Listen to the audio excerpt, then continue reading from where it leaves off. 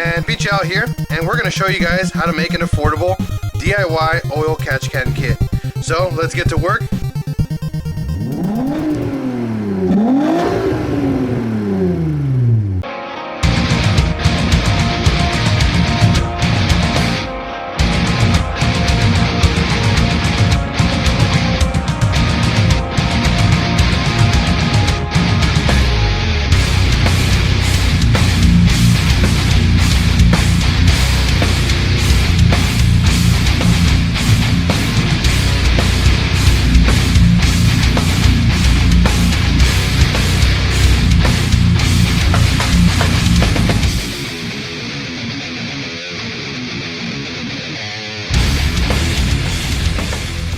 So in this kit, we got everything from Amazon, and this is pretty affordable. I'm not kidding you. I think I spent under $60 for all that you see here, excluding the hose here. I had actually extra from an order I had before.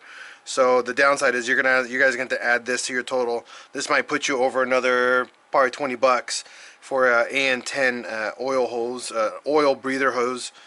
Make sure when you buy that hose, it is strictly for oil, not for like water, okay, or fuel. So this number one, this little catch can. In the description down below, you'll have the links everything that we got and ordered for this catch can setup. So number one, it's a catch can kit. So here's the catch can. Very, very simple. It's got a little dipstick over here on the right to show you your level. Pretty cool. This can be set up two ways, with recirculating or vent to atmosphere. This little bolt comes off and you can put in one of these little barb fittings, and it'll let you use the vent to atmosphere setup. So we're going to open this guy up, and you'll see here it's just a basic old can. It does have a baffle built into it. And they also give you a little metal wire thing here that you put in here. The whole point of this is that you don't get your oil splashing around as it starts to fill up your can. That's literally the only reason for that, the steel wool that's in here. The baffle is just to prevent splash back out as well. That's the whole purpose of it. So if you're questioning why you have this, well, I just told you why. Okay, it's got a little O-ring here, not bad. Don't know how long that's gonna last, so might have to figure out the size of the diameter of that O-ring so we can get replacements down the road. So there's that. It comes with all these different size barb fittings based off the type of crankcase setup that you have, the diameter that you're going to be working with. It comes with a little breather attachment for the top, and then we bought these separate. These are AN10 fittings. These are what we call push press seal fittings. So you put your hose right here, and then you kind of like use this, and it compression fits it for you. That's all it does. See if I can show you an example here. You slide this guy on, and you push it in, and then it spreads the hose apart to compress it on the inside, and that's it. Since we're not working with any crazy amount of fluid, these are a good option for oil catch can setups, because if you use like an actual expensive made hose, you're gonna literally double to triple your cost of this setup. So this is the easiest and cheapest way of doing it. I've had it on my car now for over 2 years the same way, same style, and it's worked beautifully with no leaks. And then this is a 90-degree, and then this is a straight AN10, same style compression fitting. It's just very, very basic style compression fitting. I don't recommend these if these have any type of pressure or any constant flowing like a fluid going through it, because they will leak. They're cheap. They're not meant for that. So if you're going to use one of these to make, like, say, an oil return line or an actual oil feed line, don't use them. They don't work very well. The success rate on them is not very high. Go take it to a shop and have it professionally made. You get some way better results for that. Some Teflon tape for the AM fittings just to prevent any leaking from the sides and from the actual fittings here on the can itself. And then obviously our hose. You don't need a lot of hose, we just need to figure out how to route it before we get there. I believe this is about 3 to almost 4 feet worth of hose here, so let's get it going and start measuring and figure out where to place this whole catch can kit. So the first thing you want to figure out is where to place your can. In most engine bays, this is what your engine bay will look like. Not as shiny, but I mean typical Mark IV. You got your turbo inlet pipe, and then you're gonna have like an intake right here, or just your air box, so you know that this part of the engine bay is consumed by box. So on the previous DIY, we showed you how to clean up this area as best you can. We got rid of the relay box right here, so wham bam, thank you ma'am, right there. That's where this is gonna go. It's the easiest spot to place it, and it's also kind of the shortest distance for a lot of these hoses here. Now, you can install it via 2 ways. I would just grab some self-tapping screws and bolt it in. These 2 bolts right here come off, so you can actually bolt it in from this side. The only downside that I already see right off the bat, because it's such a bad design, is how you're gonna get that in there. I don't know. We might have to cut this whole bracket off so we can mount it there, or bend it. We'll see right now in just a moment. But that's pretty much the area we want to do it in. I mean, you can get some washers and space it out, maybe just a tad, like space it out to there. I don't know yet, but yeah, not a great design for the mounting bracket, because the way it bolts on is just not very smart. I mean, you can technically use one screw, but it won't work. I don't know. So that's one option here. You can mount it there. If the battery wasn't here for your setup and you ran it into the trunk, then I would do is actually do it the way I had it in my engine bay, is right here. You can use this bolt right here, make a bracket that goes down and a 90-degree and bolt it on right there beautifully, and then just hose and you're done. That's another good spot to mount an oil catch can. I've seen people mount them all the way over here, and I don't like it because it's just really kind of out of the way. It doesn't look very good, and it's angled. You want to keep it as straight up as possible, just for that reason. And then you want to be able to get into there, and for this style catch can, you don't have a drain plug. You have to literally unscrew the bottom and then drain it. Not a very smart idea to put it here. It's not very convenient. So here, all I would have to do is dig in, go down and grab my can and kind of drop it down and pull it out. That would be the smartest thing to do. You might have to just remove your intake pipe, which is probably going to take you like 3 seconds just to take a couple bolts off. I mean, screws, and it should give you full access to it. And I like the fact that right here it sits at a 90-degree straight up, and it looks good. It looks kind of like it deserves to be there, so we're gonna stick with that one as the option right now. We're not gonna set this up for vent to atmosphere. We're gonna have it to vent back into the intake pipe here using the hockey puck, because that's kind of the smart thing to do, is all those fumes go back into the intake system. The smell, it's that way you don't have to smell this thing, because this thing smells putrid. After a good couple 100 miles, it starts to build up some moisture and oil, and that gets really hot, and it'll kind of start steaming. You start coming out of the top of this, and it'll just stink. So I'm actually going to do that in my car as well. Let's see here. So yeah, we're probably gonna space it out a little bit, and we're gonna use some bolts and bolt it into place, or use some self-tapping screws and just tap it in there. I might get my cutting wheel and just cut that out. I'm kind of in the I'm in between right now. I'm just trying to figure it out as I work. because I can go lower, and it works actually pretty well. Yeah, so if you sit, actually if you have it sit down much lower down here, there's no need to cut anything. It sits actually nice and low. Obviously if you want to make it look better, you want to cut this whole bracket out and paint it and then put it right there. That'll look actually really good. And the hose, we're gonna have to figure out how the hose is gonna fit, and if it's gonna sit on here or if we're gonna route it underneath. So we're gonna mount our first bar fitting here. They all have an O-ring attached to them, not bad. So it'll look like that. Okay. So we're gonna grab our piece of hose here. We're just gonna put it on, slide it on like that, and check out our distance.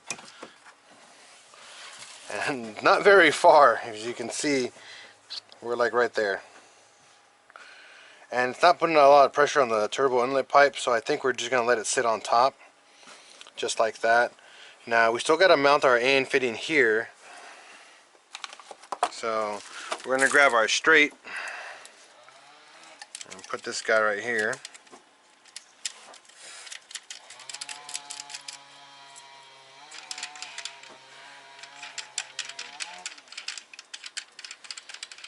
Now the way that, again, like these work, you have to run your hose right through here, and then you kind of stick it out and then push it in as hard as you can while holding this side, and you thread it in, and it will pretty much lock itself, and then get a really good, you know, tightening, and then it should be good.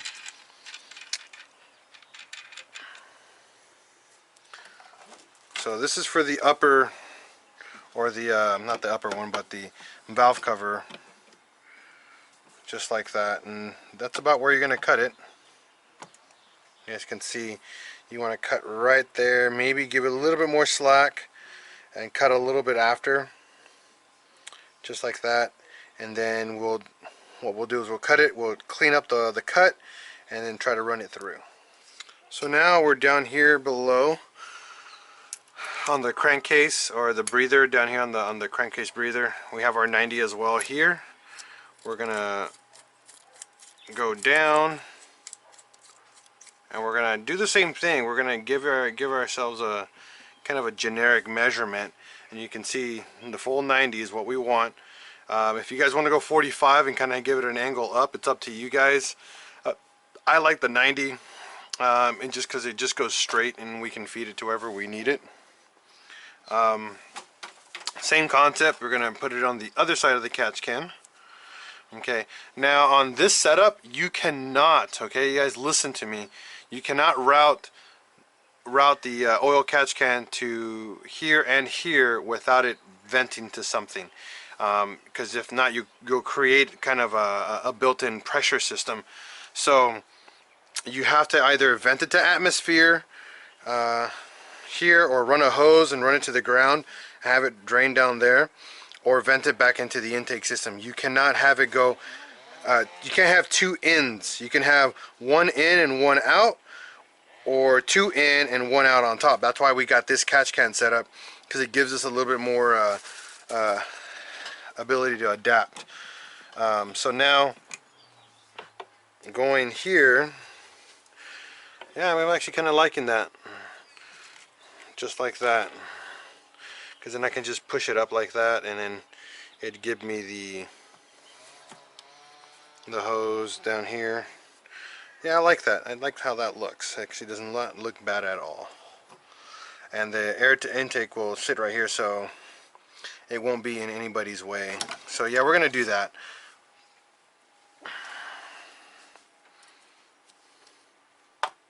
Alright, so here's the fitting. We cut our piece of hose. It's not very long, again, because of the way that it's set up. So how do we do this? Well, it's simple. Number one, try to slip it on. This is where it becomes a little difficult, that I had a problem, and you'll see it starts to bunch up. So what I figured out is you can either get a piece of Teflon tape and wrap it around and I probably would lubricate it with like some oil right around it, so like a piece of Teflon, and like put some little oil around the ring and see if that sucker will let you slide it on. So we're going to give that a try and see if that method works. So you'll see here, we put the Teflon on here and we rub some oil on top of it to see if it'll allow us to slip that guy right in through. I've never done this method, but I mean, that makes the most sense for me. So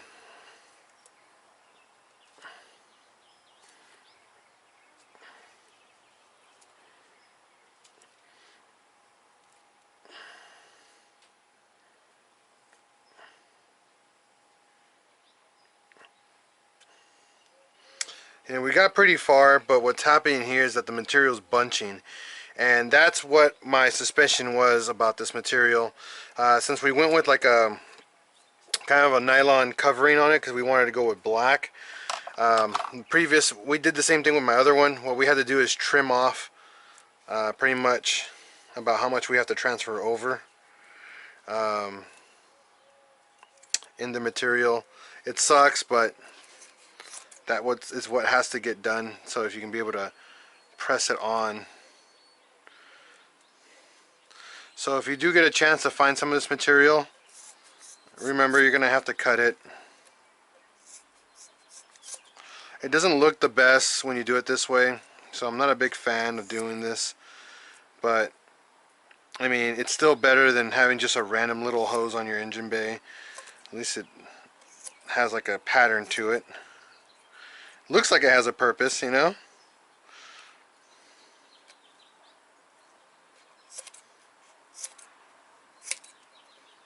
So we're just trimming off all the ends here.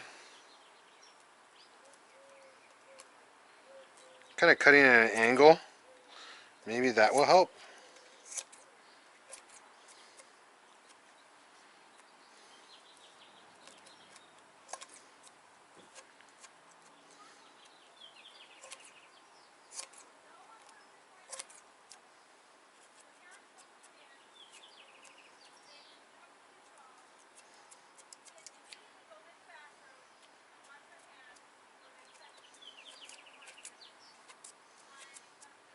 Alright, so we trimmed it. Let's see what happens now. We add some Teflon tape to it, you know.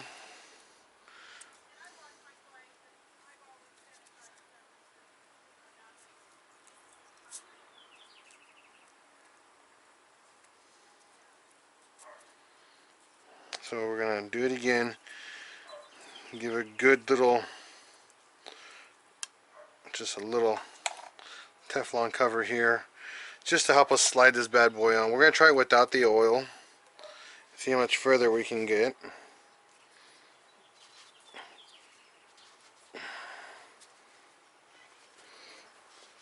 Give this a good squeeze. Now, you can only go so far. It's hard to tell. But if you see in here, there's a kind of like a stopper in the back. The hose can only go so deep, and then that's it. So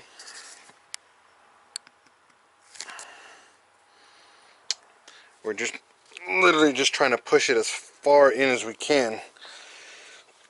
And I think it's working because we've gotten pretty far in.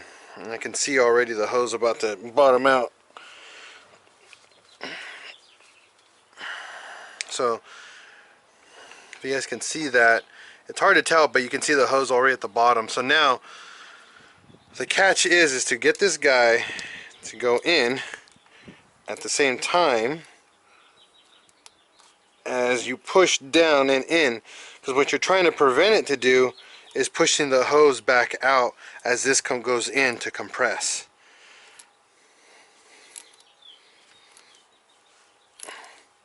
And it's going to get tighter and tighter the more you push in, so you have to remember to keep putting the force into it, because the goal is to make sure, again, for this not to back out on you. Once you get a good couple of turns and it's getting harder and harder to turn, you're going to get yourself your crescent wrench and start pushing down onto it and tightening it still even more, okay? I'll be right back and I'll show you guys that. So we're back. Now we got the hose, we got our crescent wrench. What we're going to try to do is, as best we can, is It's hard, I know, but you're going to have to try to push and hold at the same time.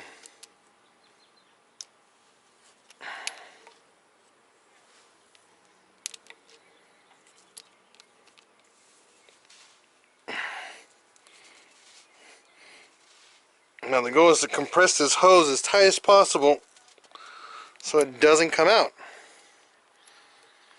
Eventually it will bottom out and lock itself, and that's exactly what you want.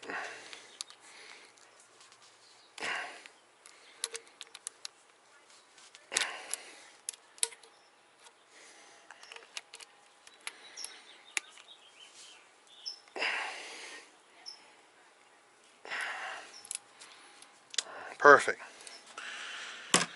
Whew. Now that's our hose right here. See, it looks pretty good. I mean, I'm not gonna say professional, but it looks good. So I mean, the side that doesn't look as bad, I would have that facing up. Tighten that down.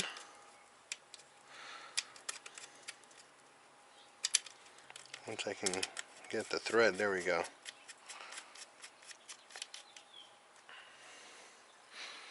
And then catch can, left side,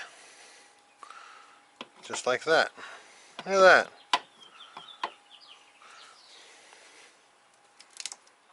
Looks pretty dang good. Move this out of the way. That goes down there. Obviously nothing's bolted on yet, but you can see how we went from the valve cover right over. And it looks very, very good. My best recommendation is give this a good trim in, and get yourself a really nice clamp and clamp it upside down. That way it looks really nice and has a good clean look to it. So now we're going to be doing the lower, or the crankcase hose. So let's get to do that next. So here's our next piece of breather hose that we just cut. So we're going to go over here, pop it in, give ourselves a measurement. Remember, always go more than less, because you never know how it's going to turn out. So give yourself the ability to modify or adjust based off of height and things that might be in the way. So for example, we're going to give this guy, and you can see here where the can is, I'm trying to keep it above the intake. So I'm trying to keep these hoses kind of like nice and high. So I'm going to give it a decent amount of slack right here and cut it right there. Yeah, I'm using scissors because I don't have a cutting wheel right now for this. So it worked though. So we trimmed our hose here. Just gotta trim a little bit of steel braidedness there.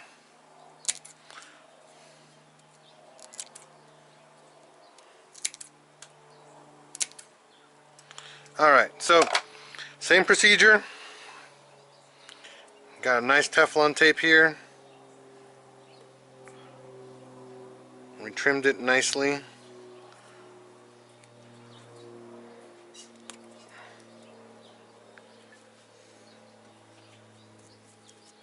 The goal is to get that Teflon tape as tight as possible on here without ripping it. There we go.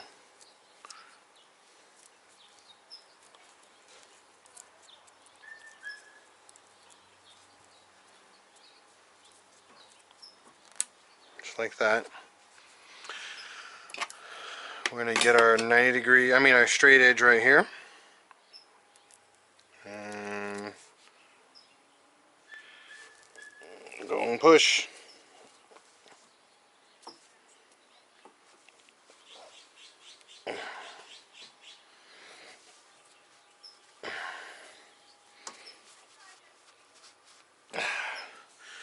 Whew. Gosh, wish it was an easier way. Let's see.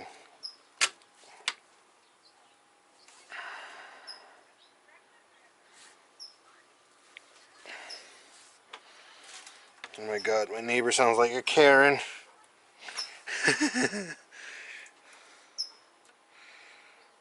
Let's see here. It's going good. Now, see, this is the problem we had right here. See, it's starting to fray right here. You probably want to get yourself a little pair of like smaller scissors and kind of trim it to make it look right. I mean, it's going to sit underneath, so you might not be able to see it, but to someone that maybe you put it on top of here, you probably want to trim that as best you can for aesthetics. You know, if you don't care, then go for it, man. By all means, go for it. So I got it as low as I can go.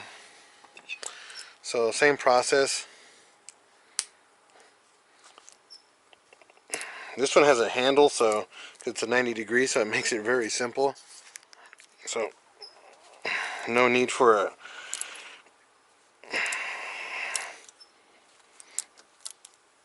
crescent wrench to lock this guy down. Just remember to hold really tight on this side as you're and here, so the hose does not back out on you, because it does happen and it sucks when that happens. Okay, so it gets to a point where you can't turn it anymore because only this will turn and this won't turn, and this is when your crescent wrench has to do its job.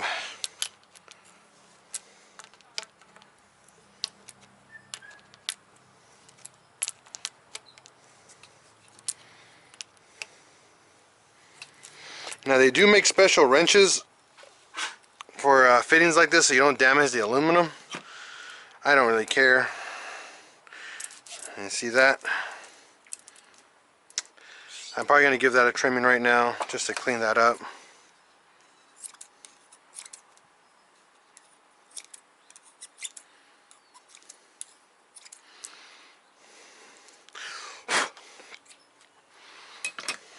So now we have this. Now we're going to go back down here.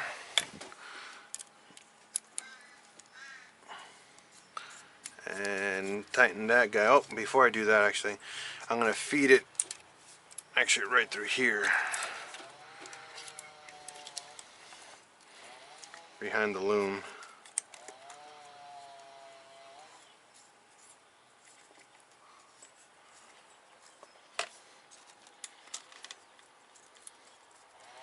Now all of these you want to do by hand first, just so you can maneuver it to the angle that you want it before you actually tighten everything down to spec or nice and snug. Feed the tube, and there you have it. Got a pretty catch can set up now, guys. Thanks to Integrated Engineering for making the valve cover and breather adapters to make this job actually 100 times easier. Again, look at the link down below in the description so you guys know exactly where to get all your parts from. I will link the exact catch can I got, the A-in fittings, and I'll give you guys a link to get the breather hose if you guys want to go this style or steel braided. It's really up to you guys, but make sure that the hose itself is made for oil. Okay, they do make hoses same diameter for like coolant or fuel. You have to make sure it's rated for oil vapors and oil in general. If not, it will corrode and it will just collapse on itself, and then you do all that work for nothing, honestly. In a little bit we'll just get we're gonna drill just 2 holes right here, and then it's just hold it in place just like that. Now for this part, you can go 2 ways about this. You can take this off and use the breather adapter, this guy,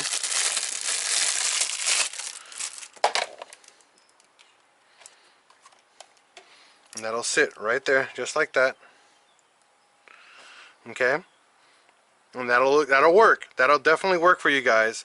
Over time though, this breather will splash and throw oil right here with the air coming in. What you want to do is probably every couple months take the breather filter out, clean it, soak it in some in some type of water and like degreaser, and let it just, you know, break all the oils apart and let it air dry and put it back in, and then get it back on there so it doesn't do it all the time.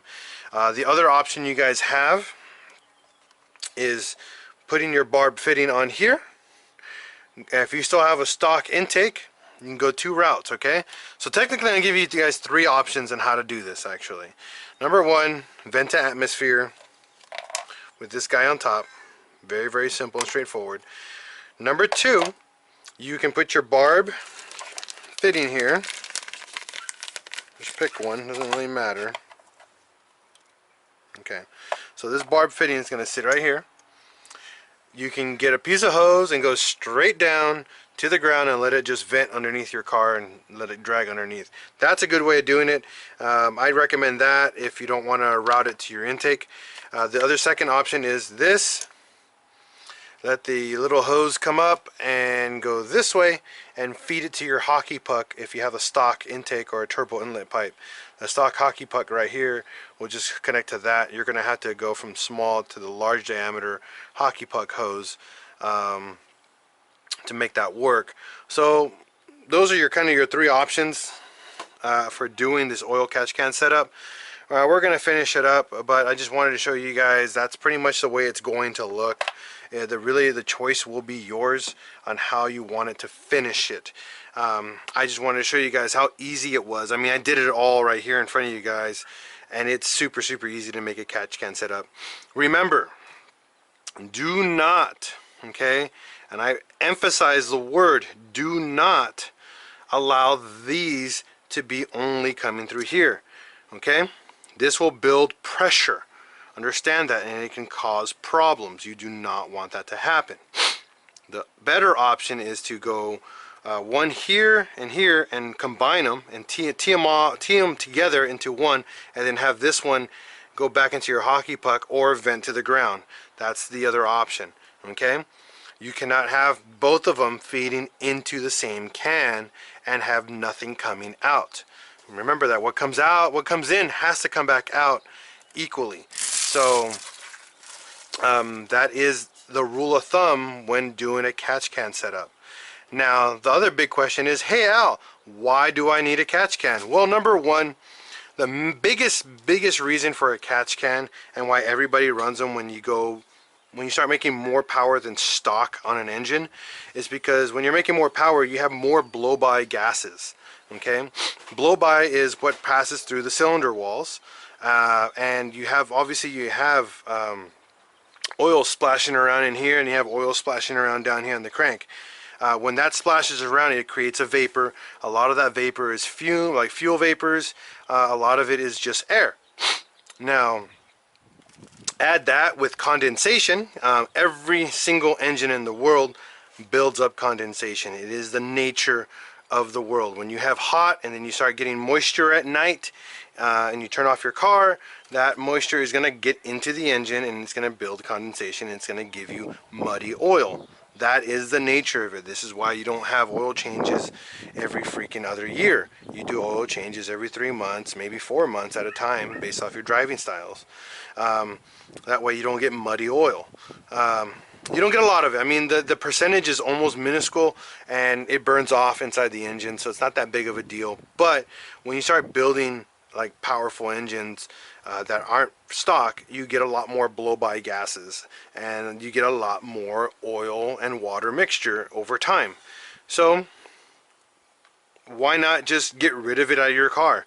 That's what a catch can does. All those fumes have to go somewhere. They don't stay in the engine bay. They go to a new location. That new location is either back into your intake, which is not the smartest thing. A lot of people ask, hey Al, why does my intercooler have so much oil in it? Well, there's one reason why. Because your crankcase system. Mark IVs are notorious, and actually turboed cars in general are notorious for having a lot of oil in the intake and intercooler system, because here's your answer. Your crank and your valve cover are feeding oil over time into that. That's just the nature of the system. Now we're getting rid of that and dumping it into a little can. Number 1, they are illegal because they're not recirculating. So they're not the smartest thing to have in a car if it's stock. If your car is 100% stock, don't do it. It's a waste of money. And that's just to be honest with you.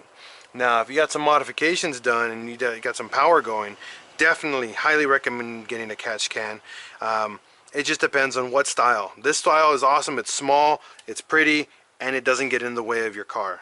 So yes, there's more stuff in your bay, but eventually you start cleaning up your engine bay more and it looks better.